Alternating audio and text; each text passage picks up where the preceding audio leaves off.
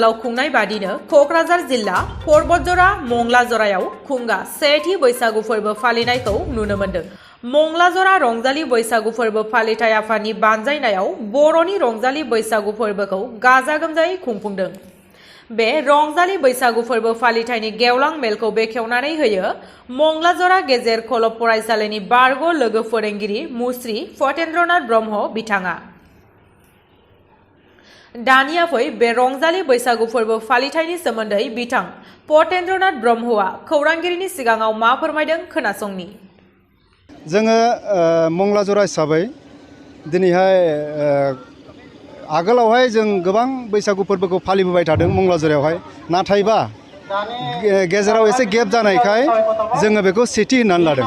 सेथि होननायनि खारना नैबे थारमाने मंगलाजरा रंजालि बैसागु फोरबो फालिथाय आफाद दानाया देग्लायहाय, खिन्थु बिनि आगोलबो जोङो गुबुन गुबुन मुं लानानै हाबाफारिफोरखौ मावफुंबाय थादों।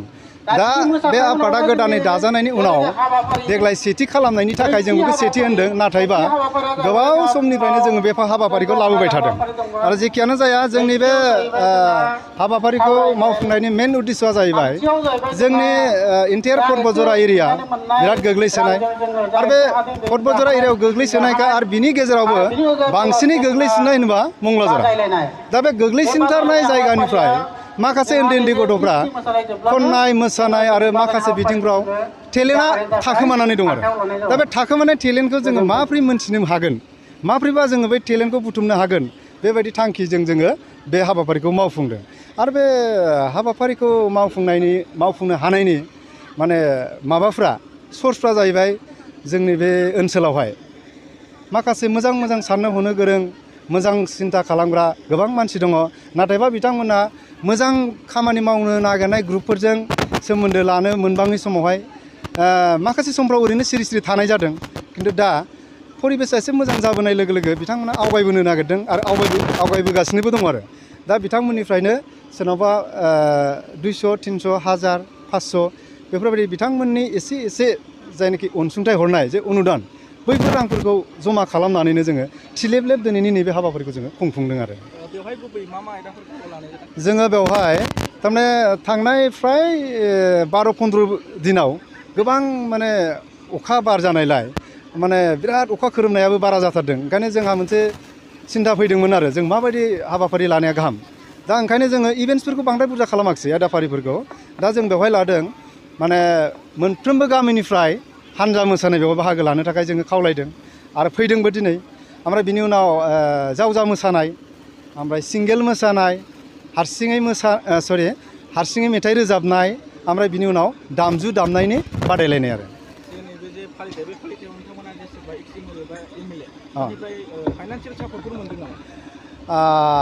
बाथ्राखौ थिगखौनो सोंदों। जोङो माने बोथोर गाज्रिनि थाखाय फेस टु फेस जोङो कन्टेक्ट खालामनो हायाखै, नाथायबा जोङो अभार फनाव जोङो जगाजग खालामदोंमोन। बिथांमोना माने होननाया होनदों, खिन्थु दासिमबो रांथ' हरनाय बिदि जेबो गैया। आरो दा जोङो एसे मोनदों जोंनि मंगलाजरा BCDCनि चेयारमेन आरो परबतजरा TCLCC चेयारमेन, बिथांमोना सानैजों लोगो नांनानै 7000 रां हरदों। आरो दा बे 7000 रांजों ओमफ्राय जोङो एसे थाइसे थाइनै खांनानै मोननाय एसे रां, बेजोंनो जोङो बे माने रायजो राजाफोरखौ खिसिरिजों अमा बेदर दरसे दरनै जाहोनाय बेखिनि जिनिसखौ जों एरेन्जमेन्ट खालामना होदों। बेखिनियानो। गिबियावनो आङो जोंनि बे मंगलाजरा दख'रा बर' रायजो राजानि गासैबो गोरबो सिंनि गोसो सिंनि गाहाम हामलायनायखौ बड'लेण्ड बुब्लिनिसिम जासिहरनाय जाबाय। मोजाङै मोजां बे बोसोराव सोलिनो हाथों, गासैबो जिउआरियानो मोजाङै थांनानै थाथों, आं अबंलावरिनाव बेखौनो आर'ज गाबग्रोनाय जाबाय। दिनैनि बे जोंनि बैसागु खुंफुं जे जोङो दिनैहाय मोनसे प्रग्राम लादों, बे प्रग्रामनि गेजेरजों जोङो दिनै बेखौनो नोंथांमोननि जोहैयै दुलाराय बुहुमाव थानाय बर' माहारिनिसिम मेसेज होनो सानदोंदि जोङो नैबेवहाय जोङो बोथोरनि थाखाय बांद्राय इभेन्टफोरखौ लानो हायाखैबाबो जोङो मोनथाम मोनब्रैसो लादों। जेरै हारसिङै मोसानाय बादायलायनाय आरो जावजा मोसानाय बादायलायनाय आरो हानजा मोसानाय बादायलायनाय। बेजों लोगोसे गुबुन गुबुन बिथोरुवा गामिनिफ्राय जोंहा रोंगौथि रोंखोमानानै थानाय बेफोरखौ जोङो लिंहरनो बा बिसोरखौ प्लेटफर्माव होनो हायैयाव जोङो दिनै मोनसे गोसोखांनानै बिथांमोननि थाखाय मोनसे सुबिदा होनाय जादों जे दामजु जाय जेखौ दामनो रोंगौ बेनि थाखाय रोंगौथिखौ बिथांमोनहा फैनानै जाहाथे देखायनो हायो पारफरमेन्स खालामनो हायो बिथांमोननि थाखाय जोङो जुनियायै खौसेयै लानानै बेवहाय पारफरमेन्स देखायनो जों खाबु होनाय जादों।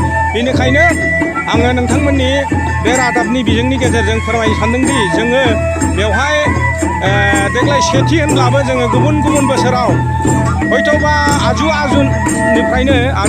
आबौमोननिफ्रायनो जोङो खुंबोबाय जादों। हयथ' जोंनि गेदेर गोलावमोन सारमोन दङ थुनलाइयाव मावबोनाय एबसुआव मावबोनाय आरो गुबुन गुबुन आफादफोराव मावबोनाय बिथांमोननिफ्राय जोङो उन सोलोंनानै मिन्थिबोनाय आरो नुबोनाय हिसाबै दिनै जोङो मोनसे प्लेटफर्म होनो हानायाव मोनसे जिनिसा थालांदों होननानै जों सानदों। बेखायनो जोङो जुनियायै मोनसे बैसागु गोदान बोसोर फोरबो बरायनाय मोनसे खुंफुं आफाद दानानै गोजोरै लानाय जाबाय आरो बेखौ जोङो फैगोन बोसोराव बर'नि थाखाय मोनसे गोजोर बुहुमाव माने गोजोरनानै थायो आरो बे जोंनि बुहुमनि गेजेराव जोरनानै थानाय बै माहारिनि जे आसार खान्थि दामनाय देनाया जाहाथे जोंनि बे खना गफा ओनसोलनिफ्रायनो बुहुमाव गोसारलाङो आरो बाहागो मोनफायो। बिनि थाखाय जों दिनै बे इनिसियेटिभ बा जोंनि बे प्रग्रामखौ जों बानायनाय जादों होननानै आं मिजिं खालामो आरो आंनि साननायाव दिनै खोब मोजाङैनो जाफुंदों होननानै आं सानो।